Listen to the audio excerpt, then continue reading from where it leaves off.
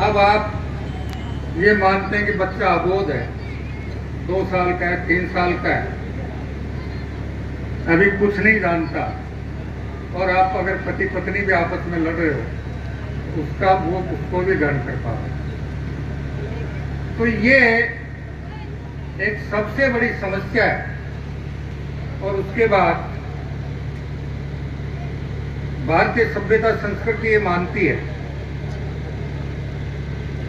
कि किसी भी मानव का, किसी भी शिशु का पहला शिक्षक उसकी माँ होती है, दूसरा शिक्षक उसके घर का आंगन होता है।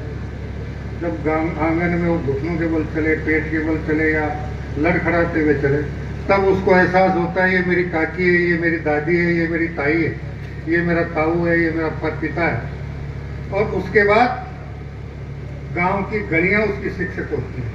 जब वो घर से बाहर निकलता है तब गांव में रिश्तों का उसको एहसास होता है, और उसके बाद विद्यालय के शिक्षक उसके गुरु।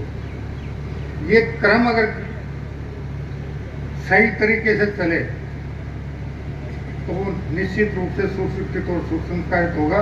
और आज हमारे सामने समस्या ये है कि भारत पूरी दुनिया में सबसे ज्यादा किशोर और युवा आबादी वाला देश है, लेकिन हमारे किशोर और युवा आबादी का 1/3 भाग जिस प्रकार के रास्ते पे चल रहा है वो किसी भी राष्ट्र के लिए, किसी भी प्रांत के लिए, किसी भी समाज के लिए, किसी भी परिवार के लिए किसी भी रूप में सुखदायी नहीं हो सकता। समय रहते तेज जाएंगे, चेतेंगे कब? जब इस रखवाले कीड़े को नियंत्रित करेंगे और अनंत इच्छाओं के जाल से बाहर निकलकर सीमित इच्छाओं को अपने मन में स्थान देंगे, तब आप अपनी भावी पीढ़ी को सुशिक्षित और सुसंस्कारित करने के बारे में गंभीरता से विचार कर उसे सुशिक्षित और सुसंस्कारित बनाने का बीड़ा उठा पाएंगे और उसमें सफलता प्राप्त करेंगे। ये मेरे आप लोगों से विशेष निवेदन थे, उम्मीद करूंगा आप इस पर ध्यान देंगे। अब आपके यहाँ की कुछ बातें, सबसे पहले सरसों की फसल का नुकसान हो, आप कह रहे हैं कुछ को मिल गया, कुछ को नहीं मिला। जयपुर जाते आप मंत्री जी से और आपका सचिव से बात करके अगर आपकी गिरदावरी समय से हो गई, कागज समय से जमा हो गए, तो हम निश्चित रूप से जिस जिस किसान का नुकसान हुआ उसको मुआवजा मिले, इस बात में किसी प्रकार से कोताही नहीं होती। दूसरा, सिंघाड़ा का एक मामला है। सिंघाड़ा किसी जमाने में एक बड़ी पंचायत थी,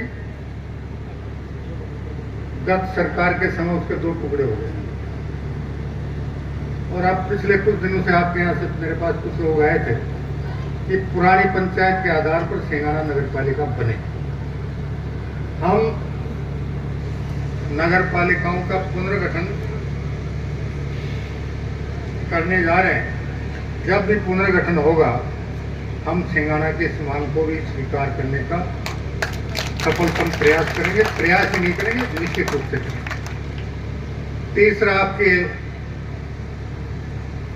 सूरजगढ़ की नगर पालिका को क्रमोन्नत करने का प्रस्ताव है। अगले बजट सत्र में इसका काम भी हम निश्चित रूप से करेंगे। तालाब के बारे में मैं जयपुर जाकर मेरे अधिकारियों से चर्चा करने से पहले कोई वचन आपको नहीं दे सकता। पार्क, तालाब पार्क एक ही बात है। तालाब का है तो पार्क बनना है, तालाब का है तो पार्क बनना है। जाऊंगा, बजट की स्थिति देखूंगा, उसके बाद मैं इस पर उचित कार्रवाई करने की बात करूंगा। आपके यहाँ से एक कॉलेज का कोई प्रकरण है, नौ शिक्षा मंत्री जी और वित्त मंत्री जी से, उसके बारे में भी चर्चा करके उसका भी हम समाधान करने का प्रयास करेंगे। आपका टोल का मामला वैसे उसको ज़्यादा समझते हैं क्या है, लेकिन फिर भी मैं हमारी मुख्यमंत्री जो आपका नेशनल हाईवे कि स्टेट हाईवे है, उनसे बात करेंगे, और अगर नियमों के विपरीत आपके यहाँ कोई टोल लगा है तो हम इस समस्या का भी समाधान करने में सफलता प्राप्त करेंगे। इसके अलावा निश्चित रूप से आपकी जो भी कोई सकारात्मक समस्याओं के समाधान की बात होगी, सुझाव आएंगे, विकास के कोई सकारात्मक बात आएगी, तो उसको भी हम यथासमय आपके विचारों प्रस्तावों पर सकारात्मकता से विचार करके उनका भी समाधान करने में सफलता प्राप्त करेंगे, ऐसी मैं उम्मीद करूंगा। और निश्चित रूप से क्योंकि झुंझुनू में अब तो भी राजनीतिक बात मैं नहीं करूंगा, लेकिन जो भी दिसंबर 23 और मई 24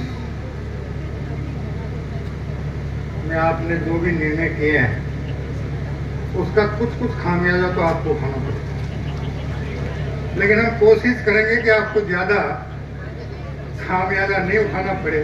लेकिन अगर कुछ नहीं उठेगा तो फिर आपकी आदतों में सुधार नहीं हो पाएगा। इसलिए आपको ये एहसास भी होना चाहिए कि हमने गलती की थी, उसकी वजह से एक खामियाजा उठाना पड़ रहा है, उसके बाद हम आपके उस खामियाजे को रोकने में सफलता प्राप्त करें। मैं आपने भारी संख्या में यहाँ उपस्थित होकर आज के इस कार्यक्रम को गरिमा प्रदान की, 2 घंटे की तपस्या की, और मैं ये उम्मीद करूंगा कि ये 2 घंटे की तपस्या और इस तपस्या का सुफल आप जो मैंने एक कीड़े के बारे में चर्चा की उसको नियंत्रित करने में, उसका ठीक करने में और आने वाली पीढ़ी को सुशिक्षित और सुसंस्कारित करने में इस तपस्या का फल प्राप्त करेंगे। और दोबारा जब मिलेंगे तो मुझे ये बदलाव जरूर महसूस होना चाहिए कि कुछ न कुछ रड़क का कीड़ा झुंझुनू के किसान और मजदूर और इसी उम्मीद के साथ मैं